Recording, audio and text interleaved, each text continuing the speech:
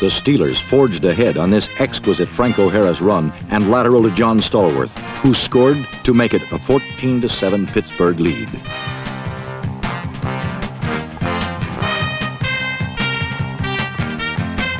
A Terry Bradshaw pass to rookie T. Bell gave the champs a 2-touchdown advantage in the third quarter.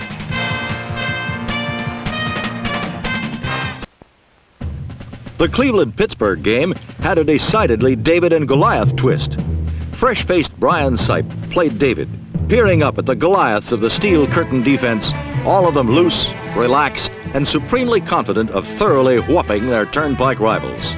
But for 30 minutes, Sipe and the Browns closely followed the Fable storyline as the young quarterback, who was subbing for injured Mike Phipps, threw 2 touchdown passes, and Cleveland dominated the Super Bowl champions through the first half. Pittsburgh played their part to the hilt, giving the underdogs every possible chance to win the game. But the Cleveland defense, despite pressuring Terry Bradshaw all day, simply would not or could not stick to the script.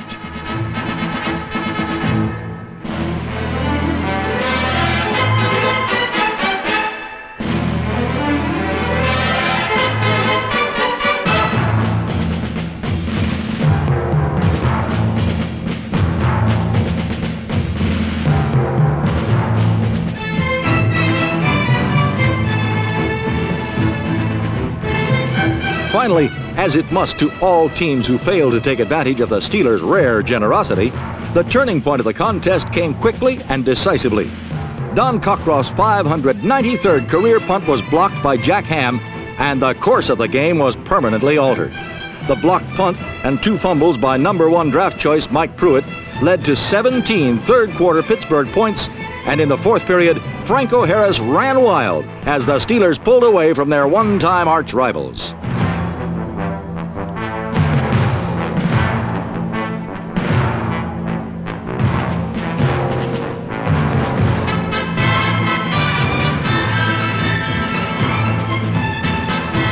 And what became of young David?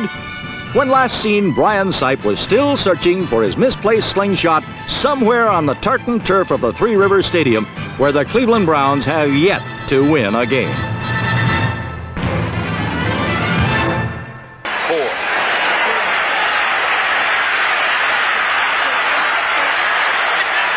Nope. Oscar Rowe made a heck of a try. Oh, it's blocked. And it goes out of bounds, and it'll be long. Never. On 3rd and 11. Bradshaw to the goal line, and Stallworth has a touch. Now it's Greg Pruitt in motion, and the pitch to Mike. And a good block by Greg Pruitt. First down, a fumble. And Pittsburgh has it. At a first down, but then he comes now, huh? 2 mistakes are very, very cut. On the wing. Stallworth back to throw. Out of the end zone and incomplete. Oh, and a big hit was made on Franco Harris by Walter Johnson. A couple of baseball scores. After 2 innings, the Cubs lead the Phils 1-0. And on 3rd down, Cleveland has a big rush on. Bradshaw wings it out here, and it is incomplete. Down in a hurry, and it is up and got a crack at it. It is good. Hard attempt last week. To the right now, and Rucker is a slot back to the left, and Mike Pruitt fumbles. Steelers have it again. That's the second time, and this Steve Furness recovers it. Franco Harris cuts back inside. The big part about that play was Jim Platt. 3, 2nd and 7. Out of the eye, the pitch to Blyer. Harris out in front of it. First down for the Steelers. Neil Craig ran him out of bounds in Browns territory. Steelers running well now, and it is to the first man, Franco Harris. And he gets good yardage. Let's give you some scores. After Baltimore had jumped on top at the start of the game, now with 6 minutes left to be 2.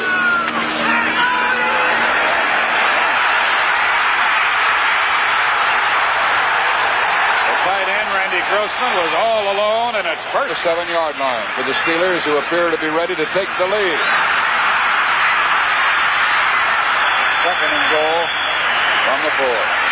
Mac Mitchell made the tackle, and that was a great effort by Harris. It was really... It'll be third and goal. Harris has carried twice in the backfield. Bradshaw to Harris. Touchdown. Charlie Hall hit him, but he went on in.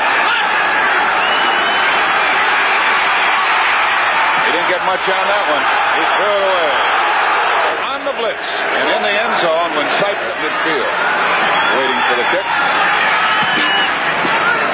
And he kicks it to Fuqua on the 48, 40. Oh, fumble. Cleveland has the ball. They're going to give it to him or not? No, I thought they had it. Al Dennett. Bradshaw to Franco Harris. Gets inside the 35 following the block of Jim Flack, the guard, very short. Franco Harris found a hole. It'll be third down and a foot to go. Closer than that, about 3 inches. We have 9:52 remaining in the game. A Steeler touchdown right here would put him in great shape in there. For Blyer, a quarterback sneak, I don't know how much progress they're going to give him. I don't think. But what happens if he doesn't make it? Didn't make it. It's fourth down. Now they try to get it this time. Another quarterback sneak. The ball came loose for a minute, and Bradshaw got the first down going in the air. First down for the Steelers. But not very easily, did they? Down. Bradshaw is going to go into the end zone for Pugh. Bradshaw has changed the play at the line of scrimmage, and a delay to Franco Harris. First and goal. Boy, when he sees that goal line, from the 8. You kidding me? Goal from the 8. Franco Harris cut back inside. Third and goal from the 5. He was hit by Babbitt. Yep. And a throw, and it's touchdown. Now for the Steelers. And they'll keep it on the ground. Rocky Blyer this time, and he gained 5. Wrestled down by Shirk and others. The Cleveland defensive unit has been on the field all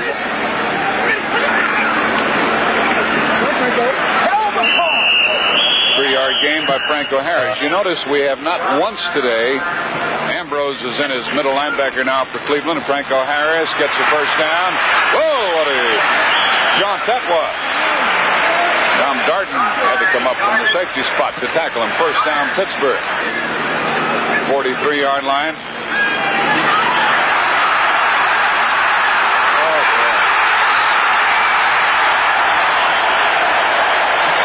Neil Craig finally stopped him in there. I think Harrison is in the backfield with Blyer, and Blyer runs and dances.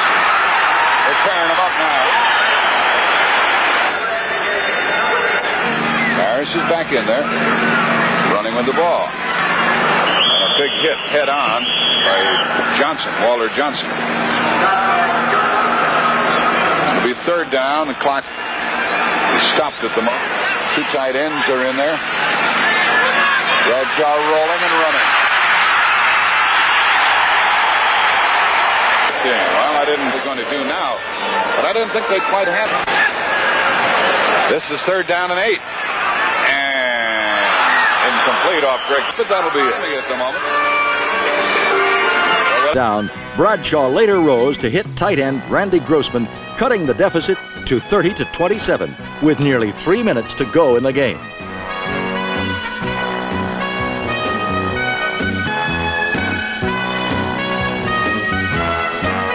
Last drive of the game, Bradshaw passes to Frank Lewis, and Lynn Swan, number 88, brought the Steelers close enough for a field goal try, but it would fail.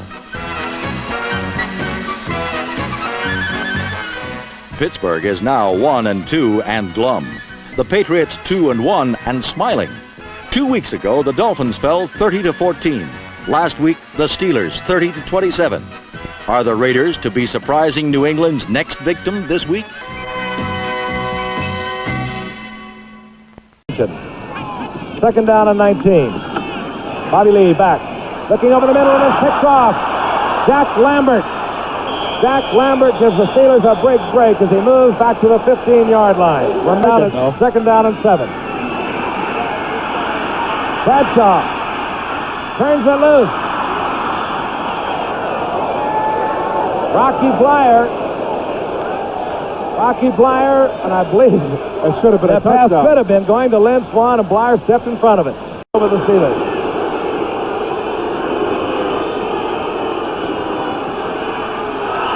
Blyer tries and Blyer fails. Oh, and this crowd loves it. Remember the way. That's Grossman. Comes the rollout. Gives himself the option, and it goes to Cunningham, the tight end, the rookie from Clemson. Darn good play. That Detroit used to get in. State, or rather Grambling, to the left. Lee, the 4th sack of the year for the Pittsburgh Steelers, and it goes to L.C. Greenwood. On an unhealthy day for quarterbacks all around the league, Cleveland turned to a doctor for help. With both Mike Phipps and Brian Sipe injured, third-string quarterback Dave Mays, a dentist in the offseason, led the Browns to an upset victory over faltering Pittsburgh. Luckily, Dr. Dave was smart enough to let Greg Pruitt do the throwing. On the halfback option, Pruitt's painful pass to Paul Warfield was the big play that led to Cleveland's only touchdown of the game. But it was enough because of 4 field goals by Don Cockcroft and the surprising fact that Pittsburgh could manage merely a single touchdown themselves. The prime reason was a furious pass rush by the Orange Crush. Cleveland's front 4 is hardly any steel curtain. They've reached the quarterback only thrice in 4 games. But today, Terry Bradshaw was sacked and pillaged 4 times by Mac Mitchell, Jerry Shirk, Walter Johnson, and Joe Jones. On the final sack, Jones' exuberance sent Steeler fortunes for the game, and perhaps the season, crashing to the ground.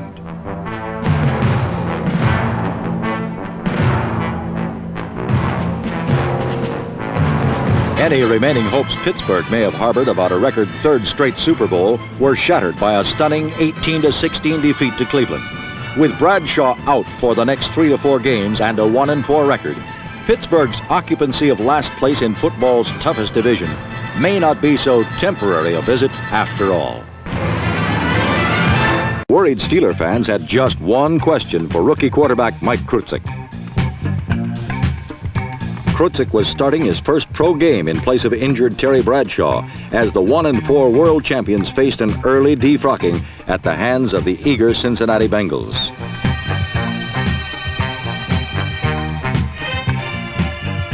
Rookies sometimes run into trouble, but it helps to have number 58 Jack Lambert and the Pittsburgh defense in your corner.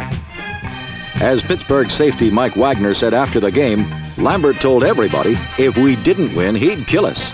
Given that kind of ultimatum, the Pittsburgh defense promptly assumed their big game stance and recaptured their championship form.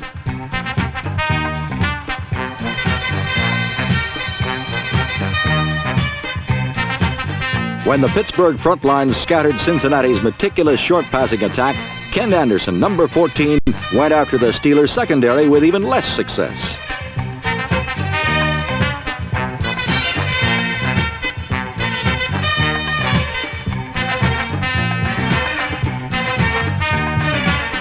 The Intimidators had returned, and Cincinnati's high-powered offense was held without a touchdown for the first time in 2 years.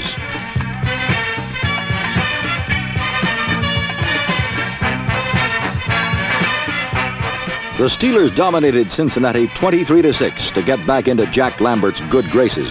But his fire and brimstone revival may have to last all season if Pittsburgh hopes to overcome the sins of September. Pittsburgh's ball, first down on a Pittsburgh 45. An all-time NCAA record for accuracy. Franco Harris pulls his way over the 50 and to the Cincinnati 49. Quarter, Kurt Gowdy here, John Brody. Harris picking his way to the 41-yard line of Cincinnati. A first down for the Steelers. On the Bengal 41. Harris. East to the 35, a 6-yard gain for Franco. Again, you see Franco Harris doing what he loves to do. Everybody. And he's still a comparatively young back. 30, down to the 29-yard line. A first down for the Steelers. Give them 30 times a game. Pittsburgh with a first down. Rockefeller has the ball. Now that front line of Pittsburgh is coming off the ball. They haven't been doing that this year. Natty's leading 3-0 early in the second period. There's a good burst in there by the rookie Gary Burley. Mike Kruzik's going to oblige. It's deflected, and it is incomplete. And it's 4th down and 6 for Pittsburgh on the Cincinnati 25. 42-yard field goal attempt by Roy Girilla against a slight breeze. The kick is up, and it is good, and he's tied the game. 3 of his last 4 attempts have been blocked. So we have a tie game on a 42-yarder by Roy Girilla. Although the Steeler record wouldn't indicate it, but don't let that fool you, says Cincinnati. Anderson threw it right into the hands of Jack Lambert. Lambert, I believe, was the most surprised player in the stadium. You very seldom see Ken Anderson do that. Well, what he does, he never did. I know he never saw Lambert. He's got his attention on Curtis and saw him break loose. Riley, your turn. That run by Franco is an excellent run when he was hemmed in, and he goes out of bounds. Driven out by Sunigo. Franco Harris, outside he goes. That's the way to tackle him. You've got to hit him low. Bernard Jackson got him around the ankle. You hit him high and he'll rip you. 3rd down, 8 to go. Mike Kruzik looking, throws, right there it goes. And it is one stopped, probably, let's see, the 3 or the 2-yard line. Kruzik hit him, perfect strike. He did hit him with a perfect strike, but he comes in as a goal line defender for the Bengals. And that is a touchdown. Franco Harris into the end zone.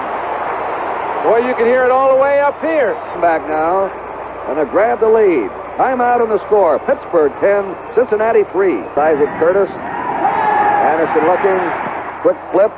Beautiful catch. Elliott, is it a completion? If it is, it's a recovered fumble by Pittsburgh. Jack Lambert on it. Look at him. Place at the right time. Let's take a look. They swing Linville Elliott just around to the corner. They're actually throwing it away from Lambert. They just read the middle linebacker, throw it the other way. Lambert caused the fumble and then happened to be in a perfect spot to pick it up. Well, he's overs for the Bengals today. Big hole. Franco Harris.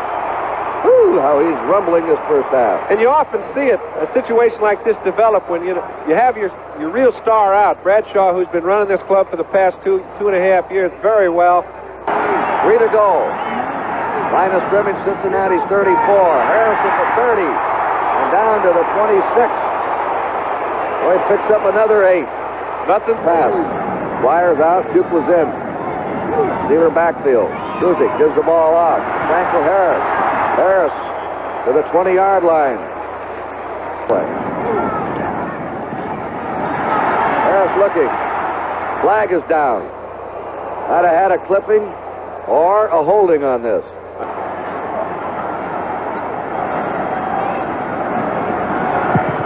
It is up, and it is good.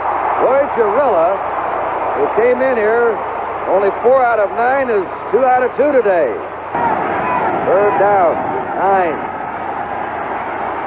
Plenty of time here. Flag is down, and they have a holding call. They couldn't get anybody open. It suddenly broke down. Well, the play, what Russell did was fool him. He gave it. Franco Harris to his 43. They're going back to the pattern that was working in the first half. Kruzik. Right down the middle, and he's got his man at the 45-yard line of Cincinnati. That's Lynn Swan, number 88, in the second half. Harris is down for a loss back to the 49 of Cincinnati by Reggie Williams. This rookie from Dartmouth playing some game out there. Third down and 14 for the Steelers. Who's it? Plenty of time. Out it goes. Frank Lewis has it. And he has a first down. He nearly didn't have it, but then he gathered it back in again. Well, Kruzik was given enough time. Both times Cincinnati has put them in a position they want to have them in. First down, Pittsburgh on the Cincinnati 33. That was a big first down for the Steelers. Harris to the 30-yard line. Cincinnati's won 4 and lost 1.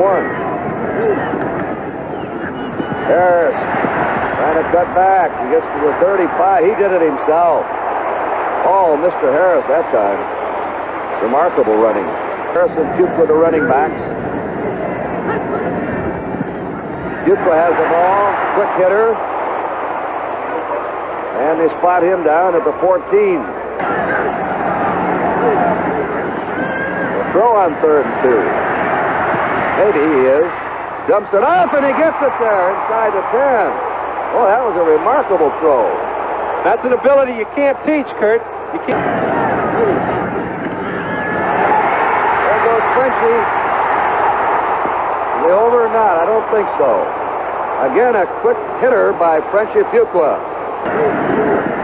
Harris. Touchdown, Franco Harris. No friends there in Oklahoma. Anderson deep. Look out. Down he goes. A wise move by Anderson at the 41-yard line. That's another loss, though. He's going to throw. Now he decides to run for it, and he's out of bounds. And he hit there. There goes a flag down on Bo Harris. Bo Harris, and there they go. You notice the man that was after Bo Harris was Jack Lambert, who was a bit outspoken about that play last week when Joe Jones knocked Bradshaw down. A few yards if you can, and then get out of bounds. The game's getting into the hairy part. I'm sure that it certainly wasn't any cheap shot. It was just postseason hope. Kruzik has done his job. There's a burst by Franco Harris out to the 48. Quick 7-yard gain by Franco, and Reggie Williams pulled him down. It's been wonderful. They have 3 tight ends for blocking. Franco Harris wriggles across the 50 for a first down. They hold on to their lead.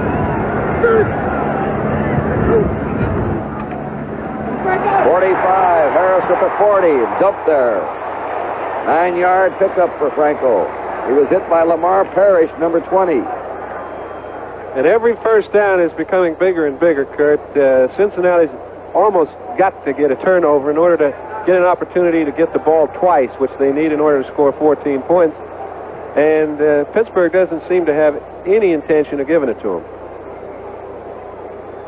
It's interesting to watch these wide receivers come in. Kruzik kneeling in the huddle, then they come in and whisper to him and being helped. They didn't want to overload him with having to call all the plays today. Played a very conservative power game. Harris outside, still going. First down, he's out of bounds at the Cincinnati 29. Reggie Williams drove him out. See, this is a simple little fake play, a counter play. Takes one step to the strong side, goes back weak. He's got Sam Davis out in front of him. There's nobody to contain, gets around Reggie Williams, forces Ken Riley to make the play, but not before he picks up a big gain. Some runner out there for a big back. He can hurt. Rocky Blair this time. Flyers to the 19-yard line of Cincinnati. Harris squirms for it, and I believe he has it. 6 for 6.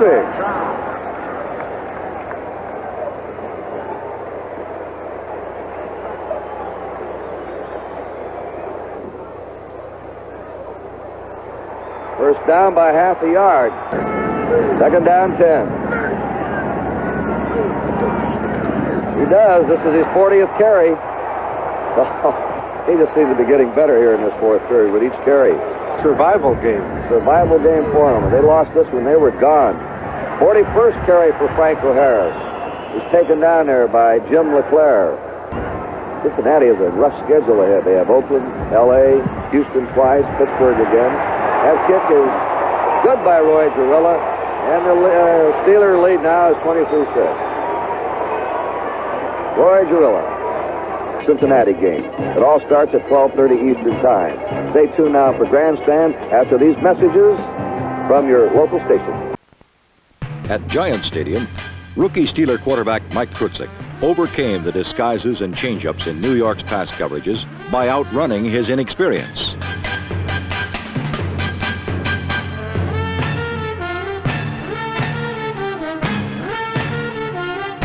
Unfortunately, the winless Giants cannot outdistance their mistakes.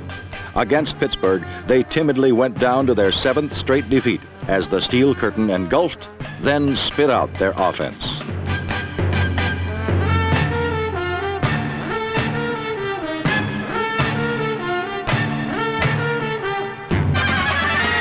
Totally enfeebled, the Giants were shut out, a humiliation that cost quarterback Craig Morton his health and third-year head coach Bill Arnsparger his job.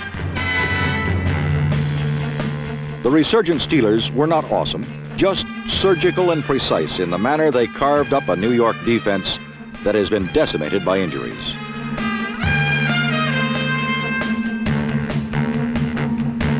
Pittsburgh played almost contemptuously, knowing they were going to win all the time. So they ran a lot, passed little, and won big, 27-0.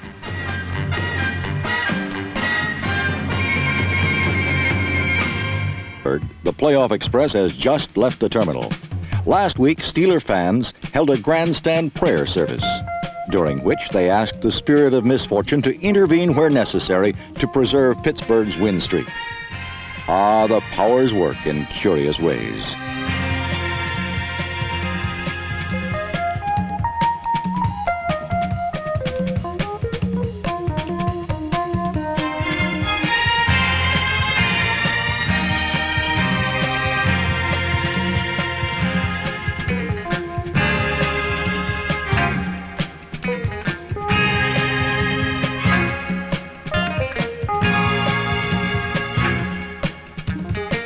While somebody out there kept pulling cosmic strings, down here for the Chargers, the football had no handle.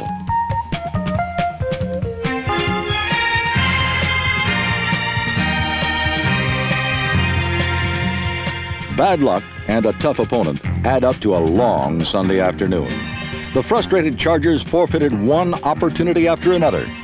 It seemed whenever momentum went up for grabs, invariably a Steeler came down with it.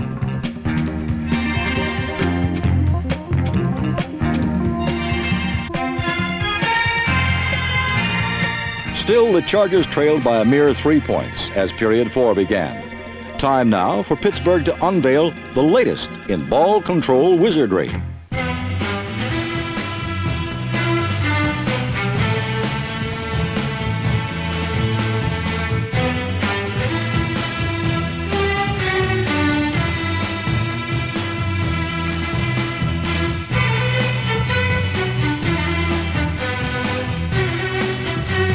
On this ball control play, Pittsburgh controlled the ball for nearly a minute. But the world champs soon got serious, and points soon went up on the board.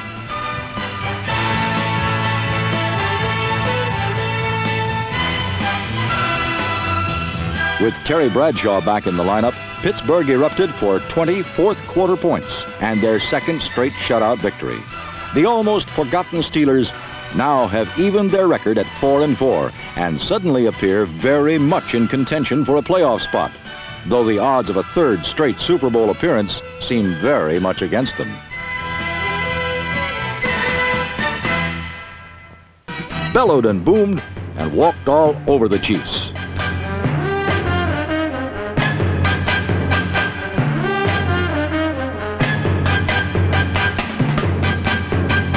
The Steelers registered their third straight shutout and have not allowed a touchdown for 16 consecutive quarters. Even their unassuming Clark Kent mild-mannered reporter offense looked super by rushing for 330 yards and scoring 45 points. Pittsburgh possesses quality depth throughout their roster. They have a motherlode rich in receivers, including rookie Ernest Pugh, number 85. There are backs like Harris, Blyer, Fuqua, and nifty spare parts like Jack Delaplane, number 35, who scored 2 touchdowns. All in all, the world champions, after a horrid start, are as awesome as ever. Make room for them in Pasadena. They made believers out of the Chiefs, who were shut out for the first time in 179 games. Meanwhile, in Pittsburgh, another seemingly unstoppable team continued its streak. The Steelers have not only given up the fewest points in the league, but also have not given up a touchdown in their last 21 quarters. Since their horrendous start, the defense has carried the team, even allowing enough breathing room for the development of number 15 rookie quarterback Mike Krutzek.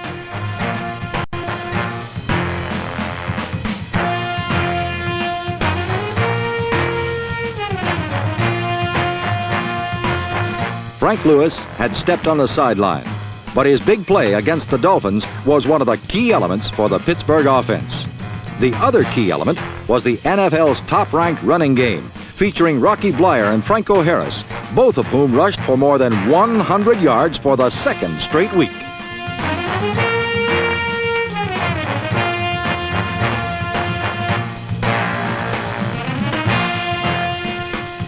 The super-strong Steelers stayed alive with their 5th consecutive win and their first ever over Miami, 14-3.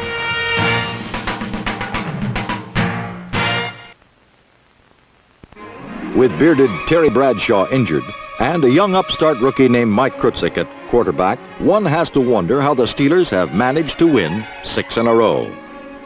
Well, they haven't been doing it with mirrors. Until last week's battle with the Houston Oilers, the Pittsburgh defense had allowed but 3 points in their last 4 outings, while the Steelers were racking up 109 for themselves. Needless to say, Pittsburgh's title hopes have been kept breathing not by an iron lung, but by a steel curtain. However, last week, veteran quarterback John Hadle gave the Steelers a few depressing moments as he led his team to 2 touchdowns, including this 69-yard pass to Ken Burrow. Despite the momentary generosity, the Steelers kept their eye on the playoff picture as they ran the victory 32-16. Ball that man. 2nd down 7. Here's Blyer.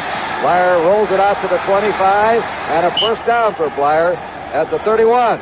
Pulled out in front. You see Rocky right here, and right in front of him is 57, Sam Davis. Those backs that are smart runners, they know how to do it. He's blocking on Casanova, 37. And that's Marvin Cobb, number 24, comes over and knocks him out of bounds. Blyer has 32. Here's it. Great drop back. Whoa, what kind? There he did it again. Again at the 40. They came back to him. Lynn Swan. And that's the way to help out as Don Meredith, though. Help your buck out here. Oh, yeah, that's Swan twice. is unhappy with Lamar Perry. Well, the flag is down, and Swan has been all year. Swan says they've taken unnecessary shots all year. And that's Theo Bell. Wait a minute, that's Theo Bell. Well, Theo's probably helping Lynn out. You know, it could be one of those things. Violent game of physical contact played by conglomeration of misfits. Personal foul, number 20, defense. Personal foul, number 8, goes over. Oh, Jim Tunney let us have it there.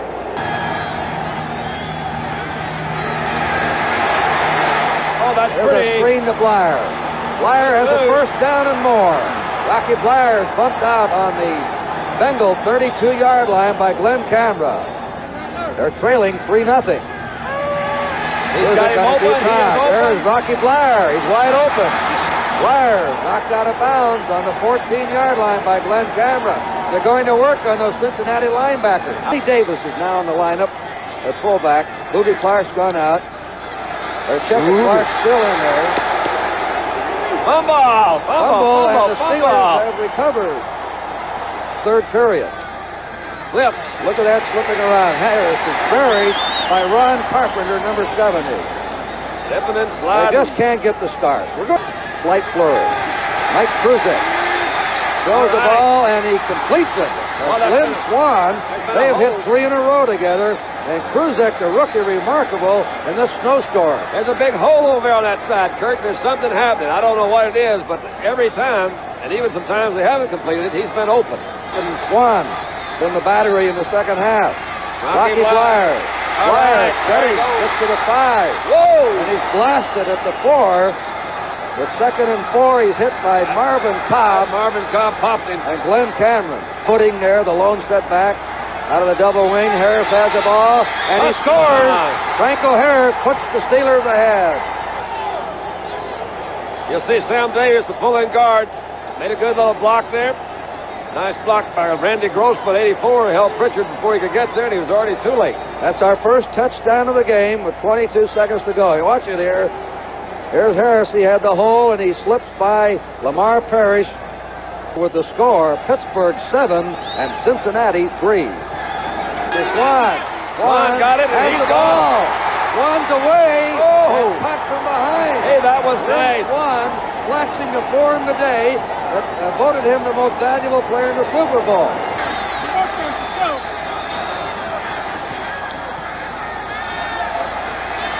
He's got him. Oh, bounced He it. slipped when he threw the ball. He threw it in the snow in front of Linville Elliott, or Gary Davis.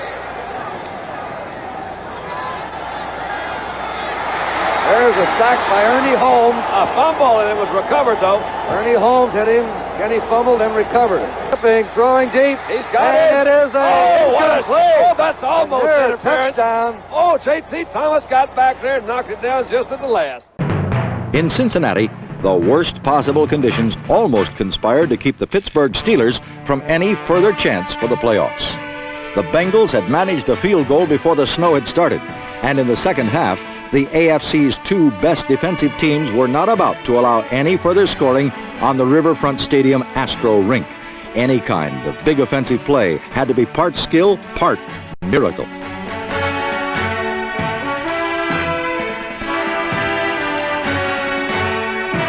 Miraculous Isaac Curtis put Cincinnati in good position, but the NFL's stingiest defense was equal to the challenge.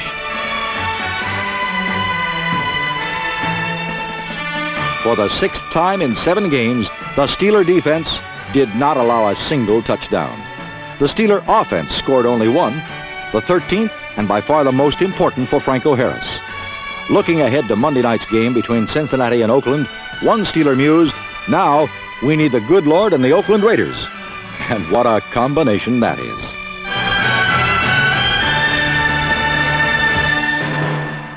Week, after a long injury-caused layoff, Pittsburgh's Terry Bradshaw was ready to return to action as the Steelers' playoff hopes flickered like a flame in the wind.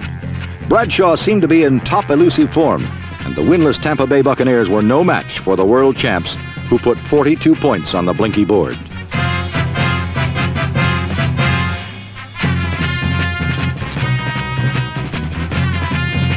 The Steel Curtain rose to its 4th shutout of the season, a new team record. But while the red-hot Steelers were marching to their 9th win of the year, they were not the captains of their destiny. Instead, they had to rely on an Oakland win over Cincinnati in last Monday night's game to keep their title hopes alive. And when Lynn Swan offered a prayer of supplication, someone up there heard him as the Raiders whipped the Bengals 35-20, and the Steelers' playoff flame roared to life and warned the rest of the NFL that they'd better get on their asbestos underwear. Down in Houston, Cincinnati's share of first meant little. While the Oiler faithful sang hymns of hope, all they heard were funeral dirges crooned by the Steel Curtain Quartet.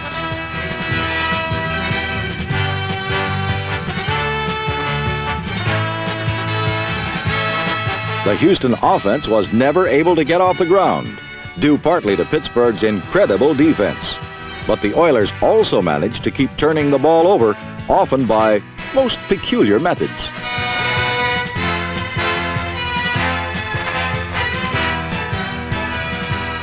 Pittsburgh eventually took advantage of those mistakes as quarterback Terry Bradshaw, fresh from the injured ranks, tossed a second quarter touchdown to Lynn Swann, number 88.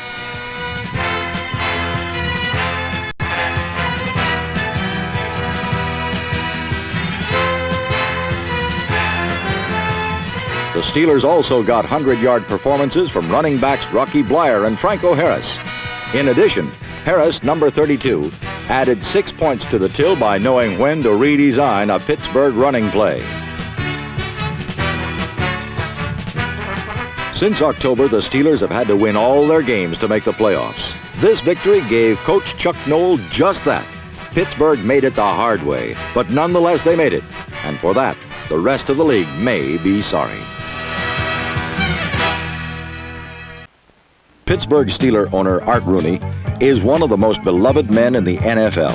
And even in a hostile setting like Baltimore's Memorial Stadium, he was surrounded by friends and well-wishers as the Steelers began their quest for a third straight Super Bowl against the Baltimore Colts. The Baltimore-Pittsburgh playoff game matched the explosive offense of the Colts against the hard rock defense of the Steelers. The league's highest scoring team with 1,000-yard rusher Lydell Mitchell and Mad Bombardiers Burt Jones, number 7, and Roger Carr, number 81, against the league's best defense. A defense that allowed just 138 points and shut out 5 of the Steelers' last 9 opponents. In the face of this immovable object, the irresistible force proved perfectly resistible indeed.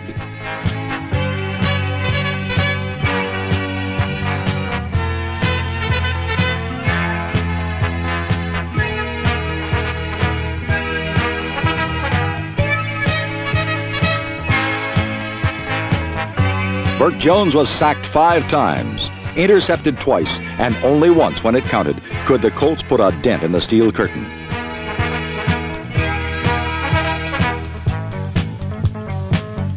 Carr's first period touchdown was only the second one scored on the Steelers in the first period of their last 30 games.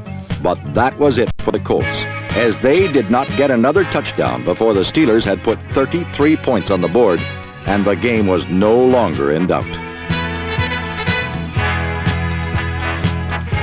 The Steeler defense had certainly been immovable, but that was to be expected. What most people forget, however, is that Pittsburgh has a pretty irresistible force itself. On the game's third play from scrimmage, Terry Bradshaw teamed with Frank Lewis for a 76-yard spectacular, and the Steelers were never headed.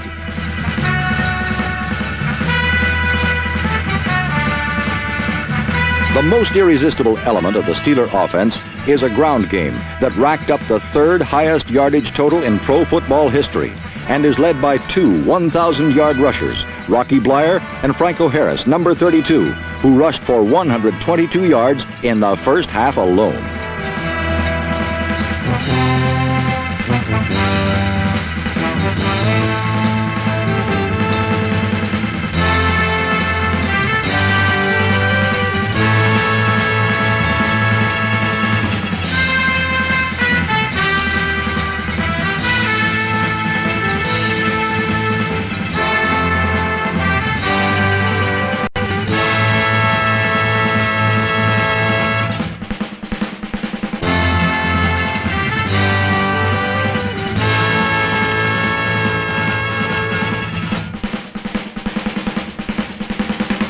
But Harris would add only 10 more yards to his rushing total in the second half due to a rib injury. And this is where the awesome power of the Steeler ground game gets scary.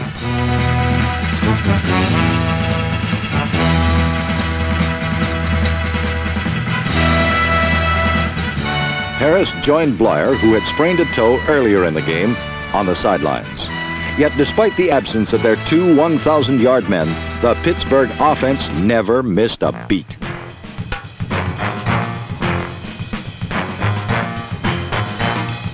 Off the bench came almost forgotten John "Frenchie" Fuqua, number 33, who chipped in with 80 yards of total offense, and number 46 Reggie Harrison, who added 60 yards and scored 2 touchdowns.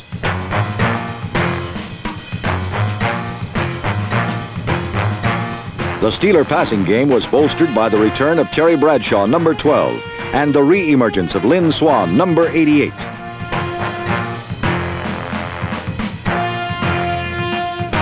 Bradshaw had missed 9 games due to injuries, and Swan had been almost invisible due to the Steelers' dependence on the run. But Bradshaw and Swan made up for lost time against the Colts with 5 receptions and 2 touchdowns.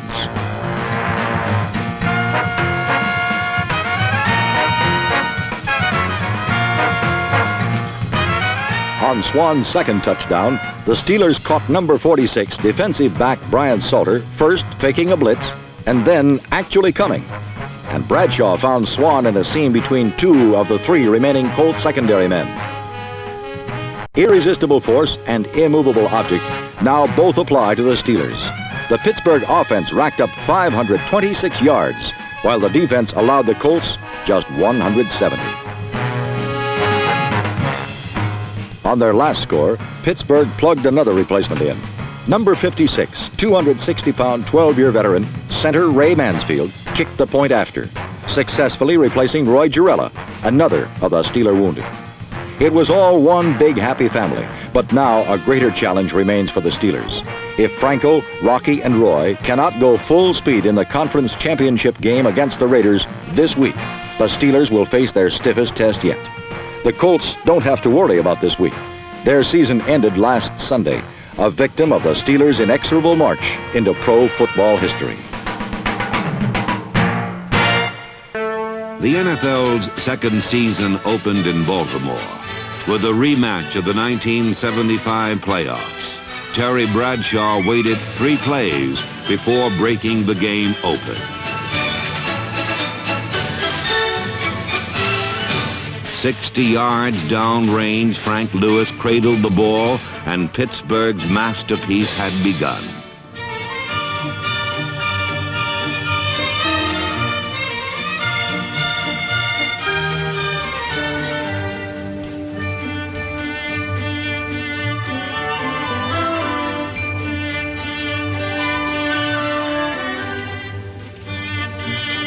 Bradshaw threw 2 touchdowns. Harris gained 132 yards, and the ground crew made it happen. Then a hard-earned lead was entrusted to the defense.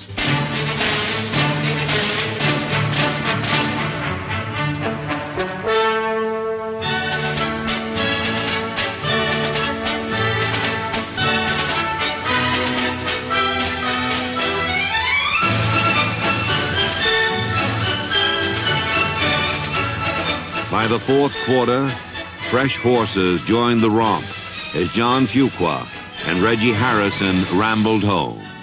Reserves sealed the win. Even the place kicker was new. The old Ranger, Ray Mansfield, scored the first point of his 14-year career and bounded off like a rookie. Pittsburgh had been in the playoffs for 10 weeks now. Just 1 game remained before a 3rd straight Super Bowl. Salter comes in. Tryansky comes out, so there are 5 defensive backs in for Baltimore on 3rd and 8.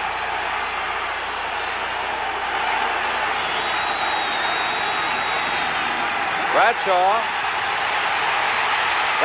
going deep for Lewis. He is there. He's got it. And he will score. 3rd down, 8. From the 24-yard line, a 76-yard pass.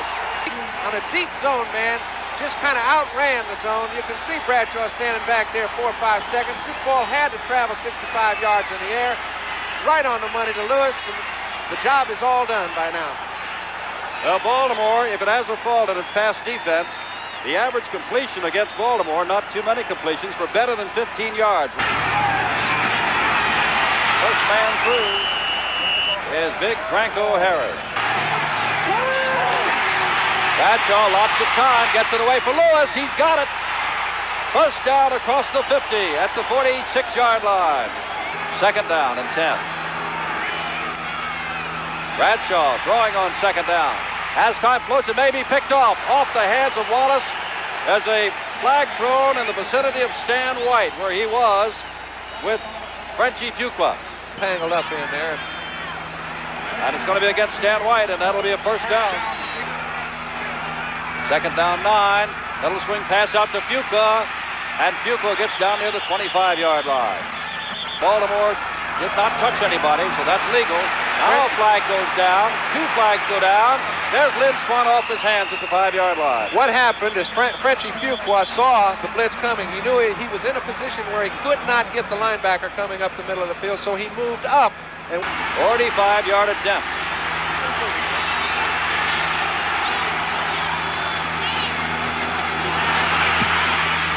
Kick is up. From 45 yards out, Jarella gets 3 more points on the board with 6:30 to go. And they are happy for him because he's had a tough time in recent weeks. Pittsburgh, 9. Baltimore, nothing. And the Colts will get the ball when we come back. It's not going to be Pugh. It's going to be T. Bell, the rookie. And Bell has got some open space. Ricky Thompson and Tony Linhart after him, and it's going to be Thompson, the speedster, who knocks him out of bounds. Thompson, the rookie out of Baylor. Franco Harris and Frenchie Fuqua. Franco Harris, he does get straight ahead this time, and he is dangerous when he does that. Jackie Wallace drags him down at the 19-yard line. No going out to the side this time. He simply went off tackle. Harris again trying to go straight ahead. And gets inside the 15-yard line. A pickup of 5 yards, maybe 6. Franco Harris straight ahead, rumbling inside the 10-yard line, and has a first down to the 6-yard line. First down goal to go. There goes Frenchie Fuqua. Down to about the 3-yard line. Jackie Wallace is up top, number 20. Is joined by Grossman and Cunningham, and that's Franco Harris. Franco Harris did not get the touchdown, they say. It'll be 3rd down and inches to go. 3rd down, Reggie Harrison, touchdown. And a big hole for him to ramble through. The cornerback Mumford had to try to close it down. Over Baltimore with 13 minutes and 3 seconds to go. We are still in the first half. Jones under pressure, terrible pressure, and down he goes. And that up top is Dwight White. If he can get one away here, it's a wobbly high kick. Lynn Swan, the returner at the 45-yard line, is a great returner, as you know, and a flag goes down. 2 flags go down as the tackle is made by Ed Simonini, a reserve linebacker inside the 40-yard line. And Stan White recovered at the 2-yard line. Foul, clipping, 85, offense. That would be Ernest Pugh. Bradshaw throwing on first down, and he's going for Lynn Swan. Flag down off the fingertips of Wallace. Flag down at the 28-yard line. And Lloyd Mumford was doing everything he could to hold Lynn Swan up and to throw the ball. When you do that, these receivers are going to get open. You've got to invent a way to stop them. Frenchie Fuqua. Fuqua gets inside the 30-yard line. Very close to first down, and Chayunsky again in on the tackle. 59 seconds to go in the half. Bradshaw with time, looping. Oh, Swan's by himself. Mumford fell down, touchdown. Lloyd Mumford fell down. Swan must have been 15 yards behind him, in the clear. And the Colts are standing around, hands on hips, the defense, and very discouraged and slowly walking off the field. They're a little down right now, but you can see he fell down. He was trying to bump Swan when he made at the point where he made his break. He never could touch him because Swan ran his pattern so well. You can see here that Mumford's trying to get any piece he can. But let's give Terry Bradshaw a little credit. I've had an awful lot of receivers get open, never did see them when they got open. He read the defense. He knew the one man he had to come to was Swan, and he hit it. Pittsburgh Steelers, Ted Martzerboda reflects how he feels. Pittsburgh 23, Baltimore 7. And on a quick count, Jones fires. He's got Dowdy, but it's intercepted by Glenn Edwards. Edwards down to the 40-yard line and out of bounds at about the 35. And Jones is intercepted for the second time this afternoon. 3 wide receivers against 5 defensive backs with lots of time thus far for Bradshaw. Guy's going to run, and for the first time they get it. And the crowd here knows it. Lewis and Swan both to the right. Bradshaw hands to Franco Harris. Harris still on his feet. He gets away. That's Darrell Luce after him. And he's knocked down. But inbounds with 18 seconds to go, and now they stop the clock with 17 seconds to go. Bradshaw, they've gotten to him once. Now flings it out to Harris. Harris does not try to get out of bounds. He stays in bounds, and down he goes. with 7 seconds to go, and they stop the clock again. 25 yards out. Girella's kick is up and good. 25-yard field goal, Roy Girella. And the Steelers do get on the board again and have a lead of 26-7 with 4 seconds to go. With one big exception today when he broke loose for a touchdown. Over the middle to Lydell Mitchell, grinding around Jack Ham. He lost the football. Steelers, Andy Russell gets it. Andy Russell picked up the fumble and went 93 yards a year ago for a touchdown. This time he has another fumble recovery that blunts the Baltimore drive. They double the wide guys, jump on Chester. They're leaving Lydell Mitchell open. He's been open most of the day. The point production's kind of low. There's another flag, and the Baltimore offense comes back on, and we'll wait for the explanation. The Steelers had gone off, and so had Baltimore's defensive unit come on. Now it's at the 30 or the 29-yard line, and I guess they simply blew it dead. And that's the kind of break. Jones, the blitz is on from Ham. Jones stepped up to get around Ham, but Andy Russell, coming from the other side, made the stop.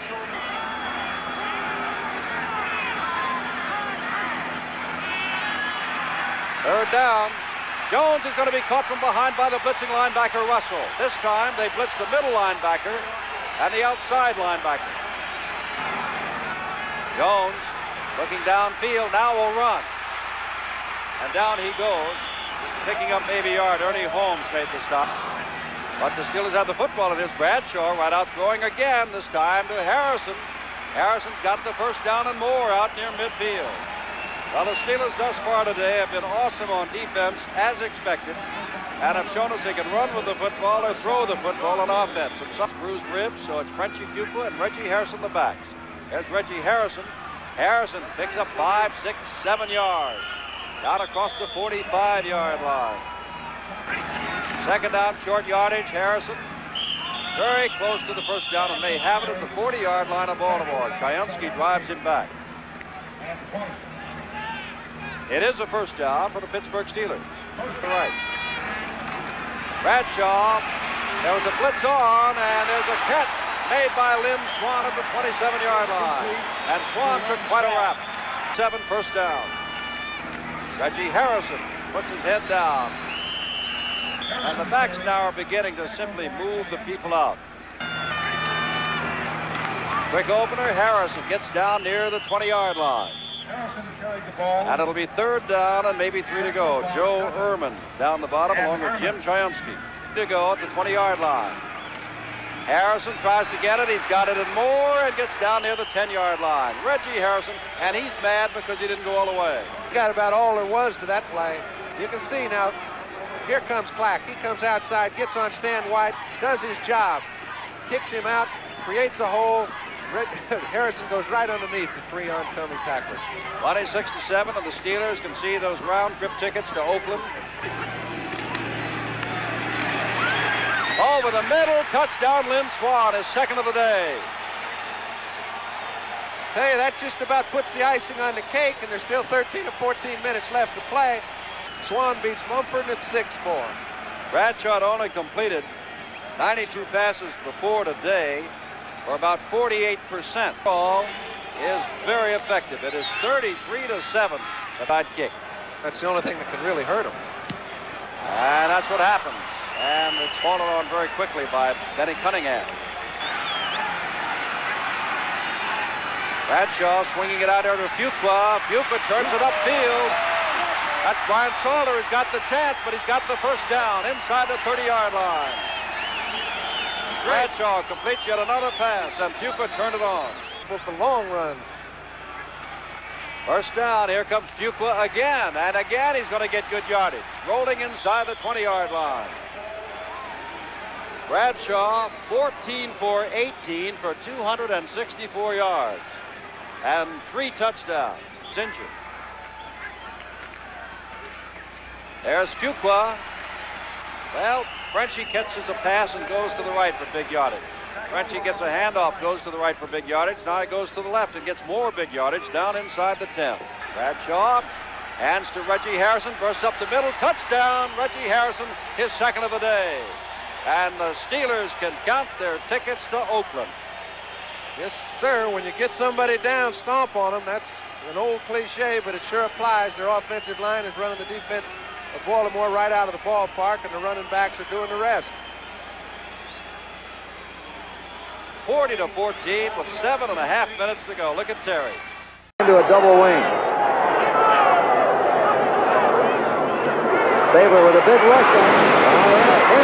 And Mike Wagner on a safety blitz. Mike Wagner, number 23, blitz. No, not high. Grabbed on the 50 by Bell. Bell trying to run laterally, gets to the 45 and goes down on the Raider 45. Right on top of him there is Hubie Ginn, number 29. Davis. Touchdown. Clarence Davis goes in. All right. They got one fight going down there. Look at this. Well, it's early, folks. That was Bella and Lambert going at it.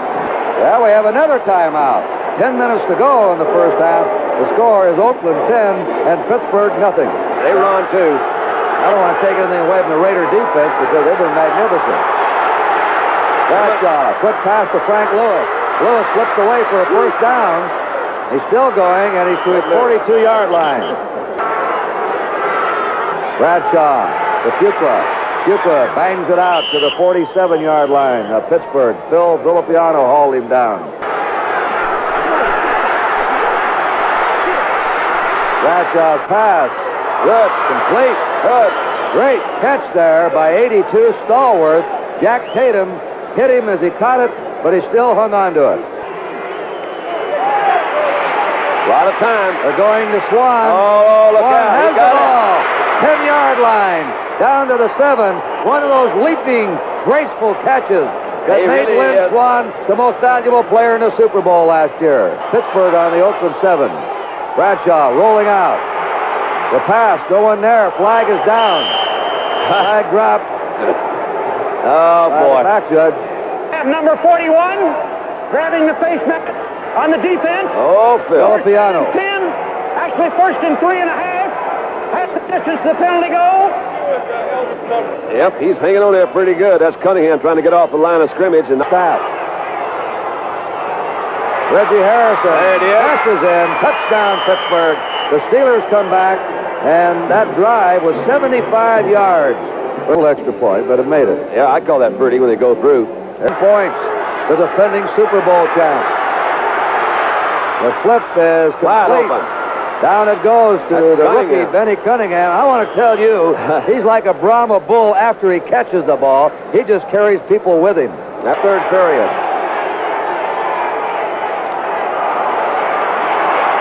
The swing pass to Harrison. He's out of bounds. Skip Thomas bumped him out on the 28-yard line of Oakland. A 7-yard gain. On in motion. Good catch there on the 24-yard line.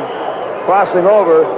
That's Swan. I remember him in the Rose Bowl with USC. They lost. Phillips and Colsey are into the lineup secondary for Oakland. Second down, 10. There's his pass. Swan can't get it. Atkinson on him down there at the 6. Incomplete. Steelers are arguing interference. That's Jerry Mullins. Flag down. First time Bradshaw's rolled out. He plows for the yard marker, but a flag is dropped. You may have a motion. Somebody moving there. I don't know. On their 35-yard line. Bradshaw's pass. Cunningham. Just short. That's the rookie, Benny Cunningham. He was their number 1 draft pick this year from Clemson. A little over a yard. Good play. Good play. More. Up they roll into Oakland territory to the Oakland 45. Reggie Harrison. And Cunningham now tied in as a flanker. The pass is complete to Cunningham. He's at the 40-yard line of Oakland. Maybe fell forward to the 39. Monty Johnson and Phil Villapiano, the 2 linebackers, wrapped him up. 3rd and 4. Van Egan pulled down on the 20-yard line. Oakland has not had one turnover today. Now look at Lambert. 4th and 2. We're down to 2:15 to play. Mike Ray is hit by number 68, L.C. Greenwood. It's Pittsburgh's ball. Greenwood knows it's all over. He's walking off. Shaw hands it off. Reggie Harrison out to the 35. First down. He's trying to find his way out of bounds. He's out to the flag drop. Yeah. Race to hit him, you see, and then he runs into the guard. The guard falls down. Yeah, that was a face mask. And then the back bounces out to the outside of him. You see the 7 or 8 yard line, 2nd and 10. All right. That pass is to Larry Brown, and he is out of bounds on the 21-yard line. Larry Brown got out of bounds, driven out by Jack Tatum. Bradshaw down to 3-2. This is the last play of the game. Lynn Swan has it, and Lynn Swan Atkins just grabbed him by the head. That's the game, and it's the Raiders of Oakland, the Vikings of Minnesota in the Super Bowl, and the Raiders have finally broken the seal. But victory extracted a stiff price. Rocky Bleier and Franco Harris were hurting. The following week in Oakland, they watched from the sidelines as Super Bowl dreams were put to rest.